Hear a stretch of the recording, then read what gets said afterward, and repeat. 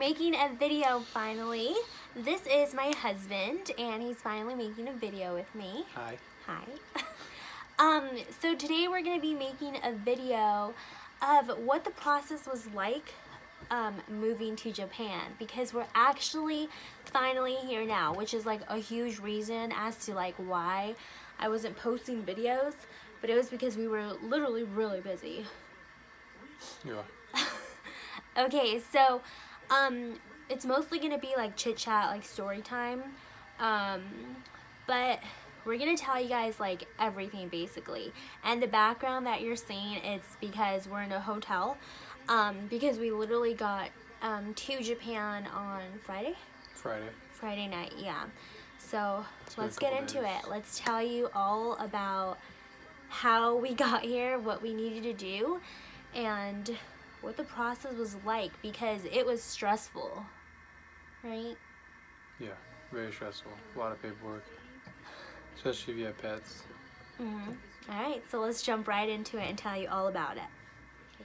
Okay, so before we like get into it like fully, one of the main reasons why we decided to make this video is because my husband and I like are on a page where a lot of these questions get asked. Like there's a lot of newcomers that come in, and even him and I, we try to look for a YouTube video or something that would help us out, but a lot of them were like outdated, Yeah, so hopefully this helps someone, and we know it would have helped us a lot. So yeah, okay, so we found out we were moving to Japan when? In August. Last August. Okay, yeah. So yeah, like August 2017. And when he told me we were moving to Japan, I was just like, you're lying. Like, there's no way we're moving to Japan. Do you like want to tell them why? It's because I put Japan on my list, but I put it on the bottom. There was just somewhere to fill a slot. I had to fill 8, and I wanted Europe. Well, we both wanted Europe. But I put Japan because I just wanted overseas. So I was like, I had to fill 8 slots. So I basically filled up where my job could go. And Japan, this base was literally like the last one I put on the last spot.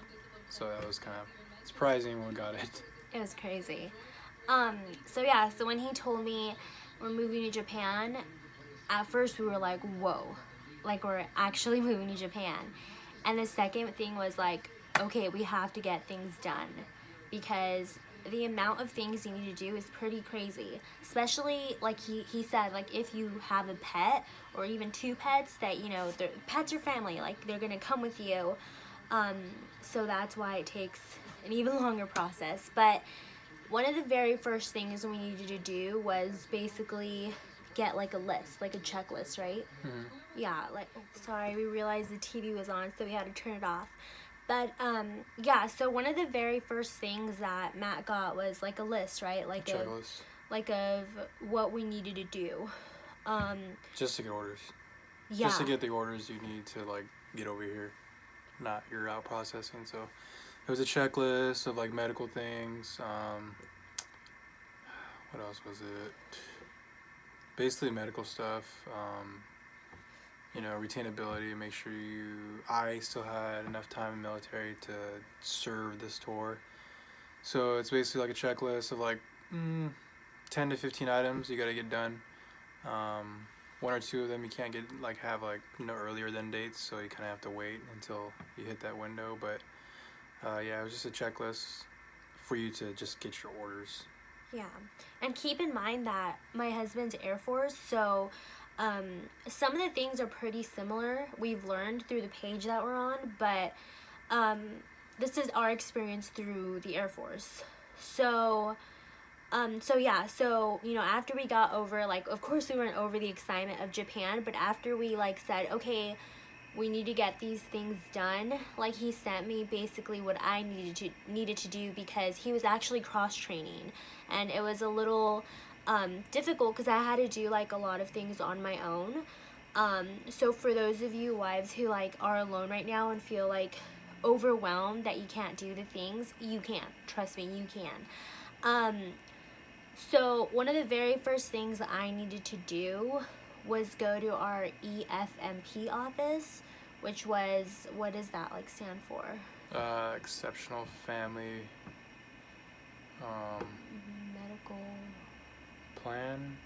I don't know, but it's somewhere where you go where like they give you like a huge package of basically your medical clearance things that you need to get done. So I went in there, and at first I was super lost because I didn't know where to go, but luckily I found it. And basically they gave me like a huge package, and I was a little overwhelmed because I wasn't sure like I thought I had to fill out the package, and I wasn't really sure what needed to be done because they didn't really explain to me well. All I knew was I needed to set up a doctor appointment, and I needed to get that packet filled out. So once I set up my appointment, our next thing was Winston. Winston is our dog, for those of you who haven't watched our other videos. Winston needed to do quarantine, and the quarantine is extensive. Like, quarantine for Japan is 180 days. Like, that's a long time. Yeah, that sucks. Yeah, it does. And basically the quarantine process, like, you need to start it like ASAP because it, like I said, it's just extensive, and it sucks that it's so long, and and it just sucks. But we did like the quarantine process. We took him to the vet. Well, Winston had like an off-base vet, and then we found it easier to do everything with the vet on base, so they can just easily transfer like paperwork from base to base. So it, like I said, so it could be a lot easier. So we went in, and we went into the vet off base, and we needed to get basically all of his like patient records, his like vaccines, his rabies vaccination, his microchip number, because these are all things that Japan needs. So we went in, and we got all that paperwork, and then we went to the vet on base, and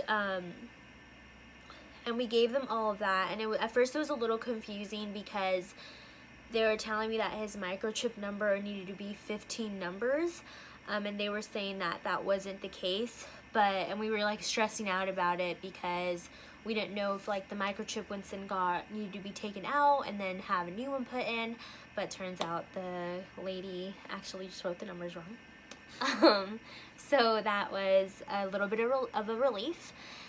And so after we got like the microchip taken care of and like all squared away, they needed to do 2 rabies shots, and the rabies shots need to be about 30 days apart from each other. And that's not including the 180 quarantine days. So those 30 days that you need to wait, they're not in quarantine yet. So like an extra 30 days on top of the already 180. Yeah, crazy. So he got his rabies vaccine, and then we went in later to get his second one, and then we needed to do something called the FAVN, which is like a test they send to Texas to test his blood, make sure he doesn't carry like a huge like rabies infection, I guess. Especially to make sure he doesn't have any rabies.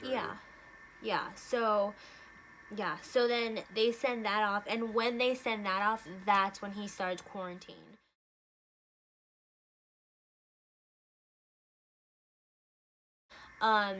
And we honestly didn't start the process until October. Yeah, I think it was October. Yeah, and if you're like asking why, it's because like at first we were headed to another place in Japan, and then they told us last minute like, oh, just kidding, you're actually coming to Okinawa. So that is like the pet things. Another like good thing to know is so then Winston started quarantine, and basically he was able to do it in-house, which meant like he couldn't go to dog parks, he couldn't go out, he couldn't do like just a lot. Like he needed to stay in the state of Washington. After that, after the quarantine, he's still in quarantine now that we're like here in Japan, and since we're living in the hotel, he can't stay with us, so our sponsor lives on base and he's taking care of him, thank God. Or else a thing to do would be to contact like the kennels here on base and they can stay with them. Of course, this is something you have to pay for. Or if you have a friend out here, or if you're making friends through pages from Facebook, I would ask someone that you maybe trust as well, because it can get pricey. And then the flight over here. So Winston weighs about, what, 15 pounds? 15, 16 pounds. 15, 16 pounds. And he is a little Shih Tzu mix. And you want to tell them the process of like how you went to the TMO place to like get him a seat and everything? So when you go to TMO, it's one of the things on your checklist for orders, and it's like TMO port call request, and you basically go to your TMO and you give them the paperwork for your port call. One important thing is that sheet needs to get signed by your assignment personnel person that you get assigned to through your email. So you have to get it signed by them first, and then you can walk over to TMO, and then they'll basically your assignments rep signs it to verify like everything you filled out on that paperwork is correct, where you're going, dates and everything. And then you go to TMO, and then it's a port call request, so that's basically they take that form and they look at your report no later than date, and then they go from there, and you can make a window of when you want to travel, as long as it's like in the same month as your report no later than date, and it has to be in that same month. You can't travel any other month other than your report no later than date, and you can select a window. But and then when you sit down with them, they'll find tickets for you, and they try to accommodate to try to find like how many tickets you need, like so you and your family, spouse, dependents, everybody, and then also your pet. So they'll try to accommodate for like flights that still have space for pets, and it's advisable that you do this ASAP because pet spots can fill up fast. Yeah, so Sorry. We learned that there's three on AMC rotators. There's 3 spots for in-cabin pets, and then there's 12, 13? I think so. 12 or 13 maybe spots for cargo hold under the airplane. So that's about the spots for an AMC rotator, what they can take and what they like reserve for pets. So it's advisable you port call and request ASAP. All you need to do that is a signature from your assignments person, and that's basically what you have to do. I suggest you do that. That's the first thing you do on that list for orders. Of course, aside from doing your pet, that should be the first thing, like as soon as you get an assignment, because usually when the assignments drop, it's about 6 months before your report no later than date, and it takes 6 months for quarantine. So aside from your pet, starting that as soon as possible, it's advisable that you do the port call request ASAP as well. I didn't do it until later on, but luckily we got a pet spot that was like the last one available. So good thing for that, but I would suggest you do it as soon as possible so you have more options. Pick a date that way you have your pets, so for you that have like 2 pets or so. So that's about the port call request process. It's just like what I said, they try to accommodate, like they'll ask you if you have pets and how many pets, and then you can tell them. They'll give you like a pamphlet brochure when you sit down with them, so you can like make sure that if you do have a small pet, it's actually small enough to fit in cabin with you, or if it actually has to go in cargo.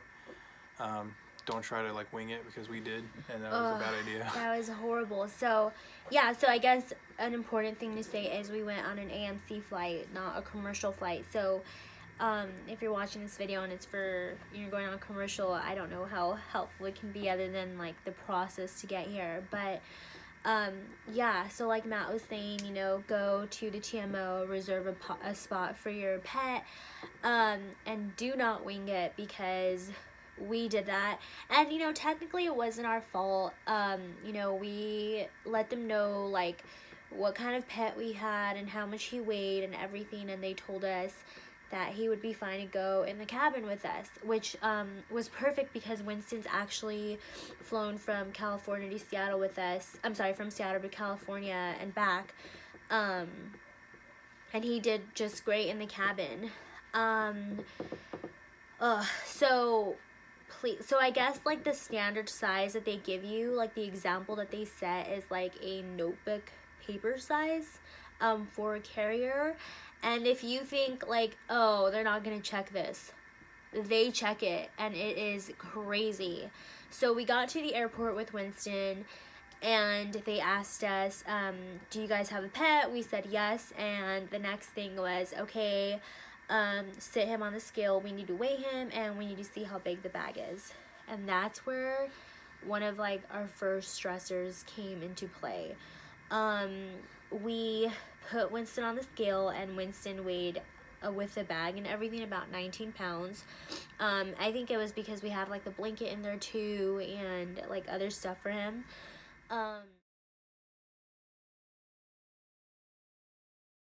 And then when they asked us to open up the little carrier for Winston, they asked Winston to stand up, and they told us, no way. Like, Winston is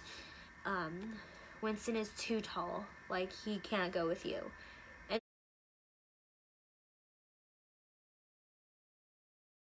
when we heard that, like, we were scared, because if Winston couldn't go with us, that meant that me and him would need to go on a commercial flight, and it would cost that like $1,000, like, to pay for my ticket and his and everything. So we needed to wait. They told us, you know what, like, wait about 30 minutes. We'll see if there's a no-show, and he'll have to ride in cargo if there's a space. So we waited about 30 minutes, and we were literally praying the whole 30 minutes because it was stressful. And then the lady called us over, and she's like, all right, we have a spot. You need to go get a hard-sided kennel for your dog, and then he can go with you. And we were thinking, like, lady, we're in the airport. Like, where are we going to get a hard-sided kennel? But luckily she told us that they sold hard-sided kennels, like, downstairs from where we were. And that's what ended up happening. We bought like a $70 carrier from PetSmart that would fit under the seat, and then we had to spend another $60 for the hard carrier. So it got a little pricey, but you know, thank God that he was able to go with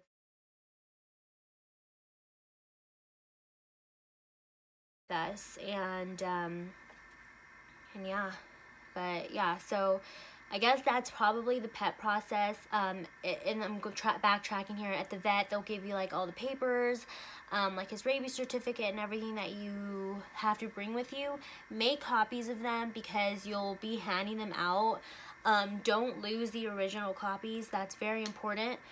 And yeah, so I think that's about all the pet stuff. Yeah. Yeah. Okay.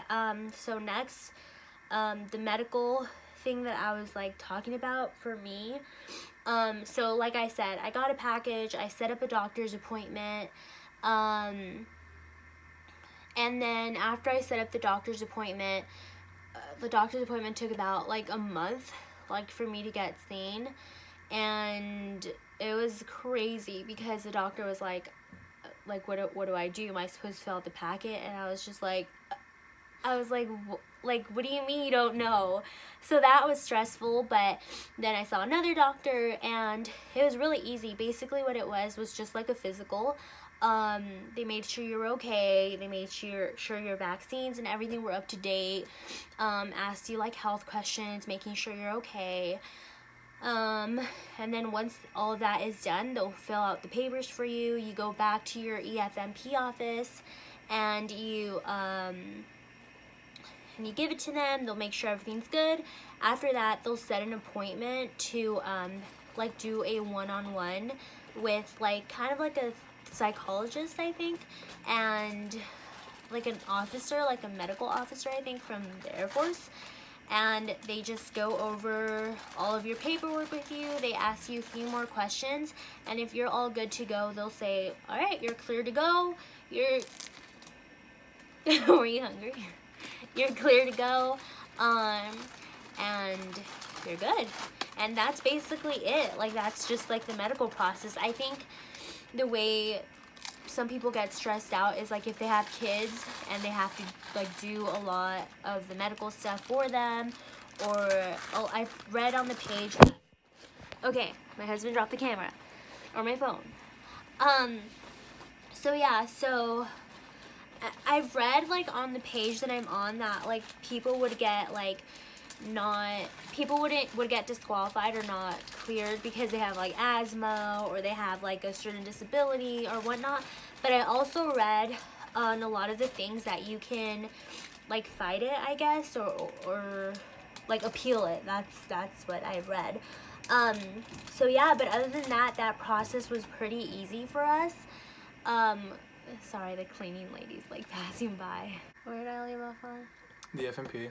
So to I think I piggyback already on finished that. okay, well, to piggyback on the FMP, when she talked about asthma and any of that stuff, or people being DQ'd, it's not that you're being DQ'd. All the FMP does is they get your medical, examine you, see if you have any, like, it's basically they send the medical records or medical needs to your gaining base medical place hospital, and then they determine whether or not they can suit your needs or treat your needs if you have any kind of medical conditions, whether it be I don't know, asthma or any chronic issues or terminal issues or whatever. It's basically so that your next facility can say, okay, yeah, we can accommodate them, or yeah, we have this facilities that could accommodate them if anything flares up, like if you had an asthma attack. That's the reason why they want to see. That's the reason behind the whole, like, medical clearance for a spouse, because the sponsor or the military person getting the assignment already kind of clears them because else they wouldn't have got the assignment. So that person, they already have, like, the medical clearance. We just need to get, like, a simple signature that says we're still good. But for them, it's a more thorough process for the sponsor or dependents to see more in depth. Like, okay, yeah. For example, like if your son or daughter or somebody had, like, a any kind of medical issue that's, like, ongoing, it's so that that medical facility can accommodate you, like I said, or Yeah, so basically just it's just so you can go there. Yeah. So you, yeah, so like he said, it's not like they just want to make sure they have the right people here to help you out. Exactly. Yeah. Another thing that I forgot to mention was the dentist. Oh yeah, I dental. hate the dentist. Excuse you. For the sponsor or the military person, the dental clearance is going to be basically that. I mean, for me it was quick because it was just a signature because I've already done, like, a lot of stuff of the day. But example, if you're coming up close for, or better way to put it is if you're due Just for, tell like, them what, like, I went through. no, I'm telling what I went through too. Oh, okay. If you're due for a checkup or a cleaning before your report no later than date, they're gonna want to, like, they're gonna set you an appointment right there before they sign your clearance. Or if you haven't gotten your wisdom teeth taken out, then they're gonna make you they're gonna set an appointment to get your surgery, get your wisdom teeth taken out as well. Now, mind you, this is all for Pacific. I'm pretty sure this is all PACAV. I don't know if it's same like Europe if you got orders to, like, Germany or England, but I'm pretty sure this is all for PACAV stuff. So yeah, like meaning like Japan, like here. Japan, Okay. Korea, anything like that. So yeah, I already got my wisdom teeth taken out. So, and I wasn't due for a cleaning or anything before I left. So basically, for me, it was like walked in, got a signature, and then walked out. But for her, Let me piggyback off of that. It was horrible. Okay, like, first of all, I have a phobia for dentists. Like, I'm not even kidding. Like, I will hear the thing and I will run out. But I did want to come to Japan, so I was like, okay, gonna get all this done. What I forgot to include was with the package that the EFMP personnel gives you, there's also a dental paper on there. And you go to your dentist looks at you and basically says if he needs to torture you or not. He basically looks at your teeth, and anything that needs to be taken care of, they'll want you to get it taken care of wherever you're at. That way you don't have to deal with stuff when you get over here to Japan. Sorry if I keep doing this. I have allergies. Like, I don't know why, but... Did you just roll your eyes at me? yes, because it's icky. Well, I have allergies. That's gross. Yeah. Anyway, so the dentist saw me and he said, girl, you need to get your wisdom teeth removed. and literally my life flashed before my eyes because I was terrified, especially because he wasn't here. You know, like I said, he was cross training. And if you guys want to see a video about that, about how he can explain, let us know. But anyway, back to the point. Yeah, so they told me I needed to get all 4 of my wisdom teeth removed, and I also had 2 cavities. So that was not fun. So I set up an appointment to get my cavities taken care of and my wisdom teeth, and the healing process was really insane for me because I was like allergic to the medication that they gave me, and it was just awful, but that's another story. But then after I got my wisdom teeth taken care of and my cavities, the dentist signs like the paper, and this can be an off-base dentist too. Preferably go to one that knows how to sign the paper and that they've done this before. Yeah, so he signed it. I took it back to the EFMP office, and then that's when like the whole process that I explained started, when I sat down with an officer and everything. Pro tip, if you do work somewhere that allows you to get dental insurance other than TRICARE, also add that to your plan because it is expensive. TRICARE will only cover a certain amount. I think they only covered like $1,900 from it. And then I also had Delta Dental, and they covered pretty much the rest. So yeah, that was the dental and the medical process. And then comes what? Like, the moving. Like moving your stuff. Basically for the Air Force, you can't schedule a like TMO to pick up your stuff unless you have your orders. Yeah. And getting his orders was a nightmare. Like, It took forever. It took forever. Like, people say that they get their orders like, you know, like 3 months in advance, 2 months in advance. We got ours like 3 weeks in advance. We got ours 2 weeks. Oh, 2 weeks, yeah. We were like, we literally leave in 2 weeks. It got to a point where we thought we needed to get a power of attorney to take care of our stuff because we weren't going to be able to set anything up. But thank God we prayed on it and we got our orders. And as soon as he got his orders, he went and scheduled up a pickup. Oh, what are the pickups called? The unaccompanied baggage pickup, which, excuse me, you're entitled to, which is only 850 pounds, and it's basically express shipment, kinda. You can send it ahead of your regular household goods, ahead of your big shipment. Basically, things you want to pack in there is like kitchen stuff or what have you, stuff you want like within weeks or something like that. In our case, household goods and uncommon baggage was estimated to arrive at the same time, so it didn't really matter. I think it's because we were so late on getting our household goods together. But yeah, our estimate was like March 22nd when it should get here, which isn't bad, but we were already on the West Coast. So that's why all it has to do is get on a ship already on the West Coast and then ship over here. Some people, if you're PCSing from like the East Coast to Japan or West Coast to Europe, obviously it's gonna take longer because it's got to trek across the country and then get on a ship. So that can be like 2 to 3 months. Yeah. But ours is only estimated for like 1 month. So household goods is like everything, furniture wise, everything you can think of, and unaccompanied baggage is the one where like you want to think about like kitchen stuff, bathroom stuff, no furniture. For our company, they said TVs 32 inches and shorter. You can send ahead like some clothes you don't wear. That's what we did. But yeah, you can't schedule household goods or unaccompanied baggage until you have your orders in hand. So that's one of the reasons why I want to hurry up on that orders checklist and get it done. Honestly, it's probably like the only reason why you would like wanting to get your orders in such a rush, just to get TMO, because aside from that, there really isn't much else other than just being able to leave that you really need your orders for. There are some things like you have to go to finance, but like that can be done like literally the day before you leave. But household goods is one of the things why you would really want to get your orders, because as soon as you get your orders, even if it's 2-3 months in advance, you can schedule household goods to hurry up and be picked up, as long as you can do without them for a month. And then I guess it's you pick and choose what you want. You can either not have them by your stateside while you're waiting to PCS for like a month, or you can have them up until you're about to leave, but then realize that you're not going to have them for at least a good month or so once you get to your destination. So it's really up to you, but suggest that you really get on your orders checklist so that you can have your options open.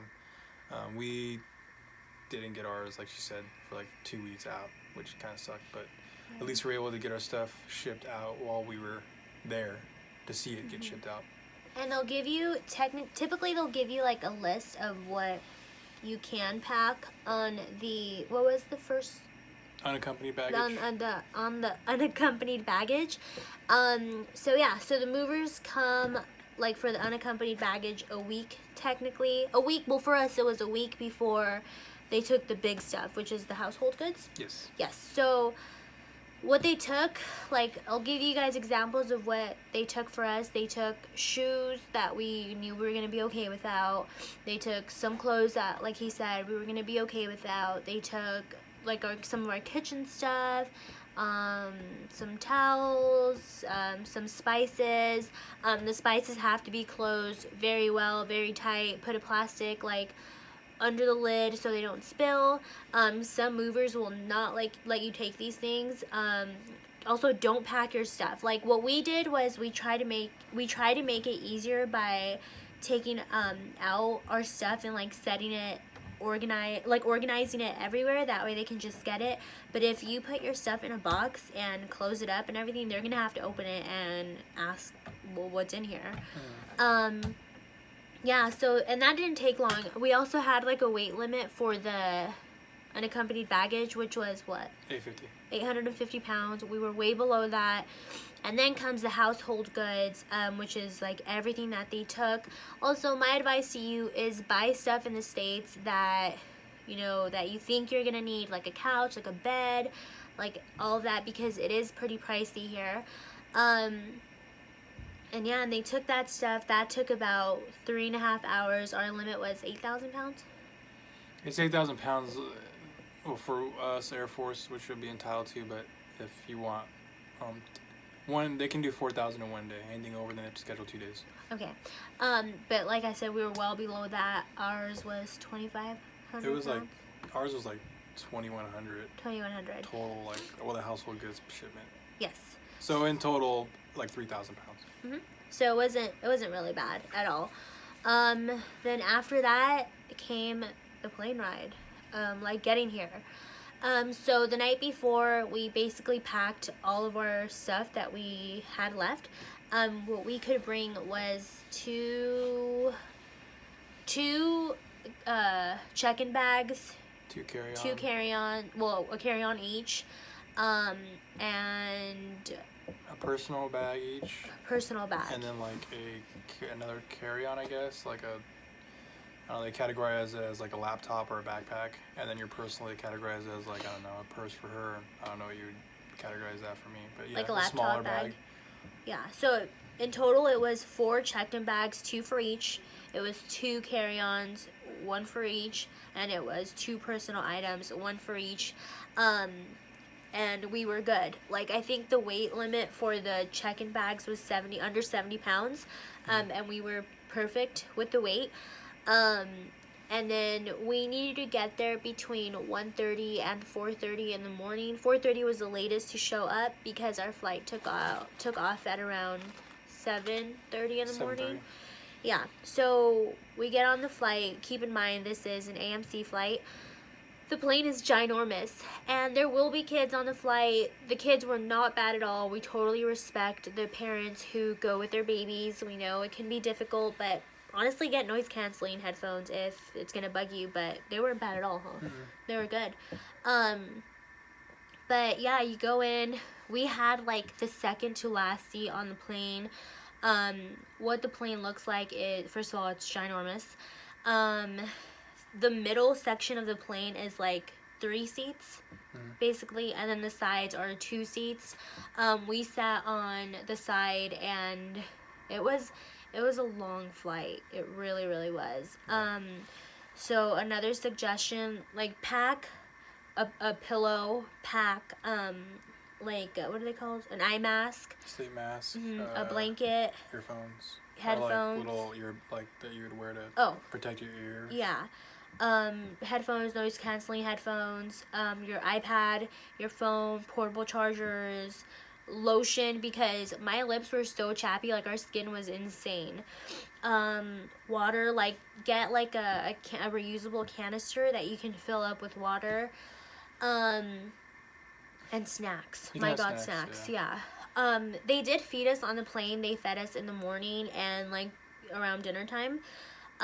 In the morning you have the option of pancakes, It might be omelet, and different. eggs. It might be different, but if not, then there you You go. get 2 meals, but you will get hungry in between because the first meal is like an hour and a half in the flight, and then like the second meal it will be like 2 hours before landing, which for us was like Insane. 8 hours later. So you will get hungry in between. So snacks are suggested.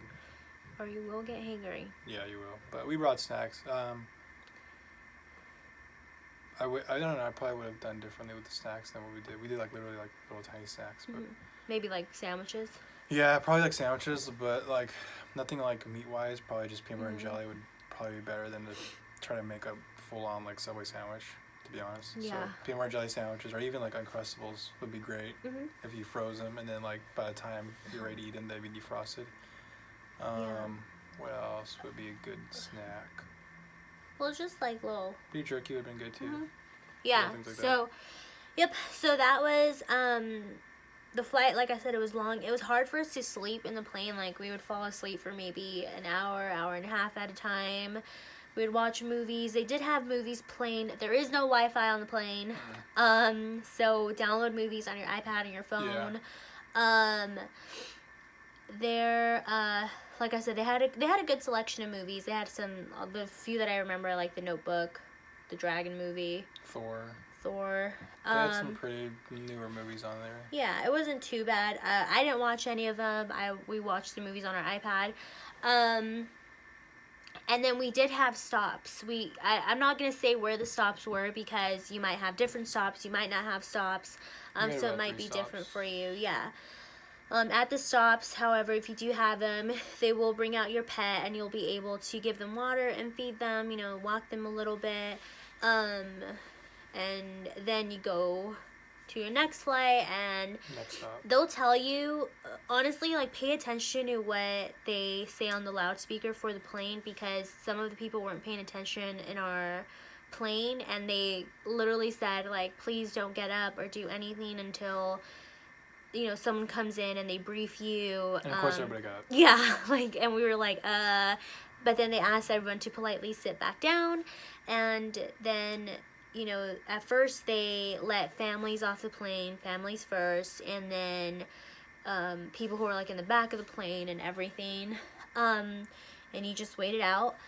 And then so we left Thursday at around 7 in the morning and we got here Friday 7 at night. At 7, 8.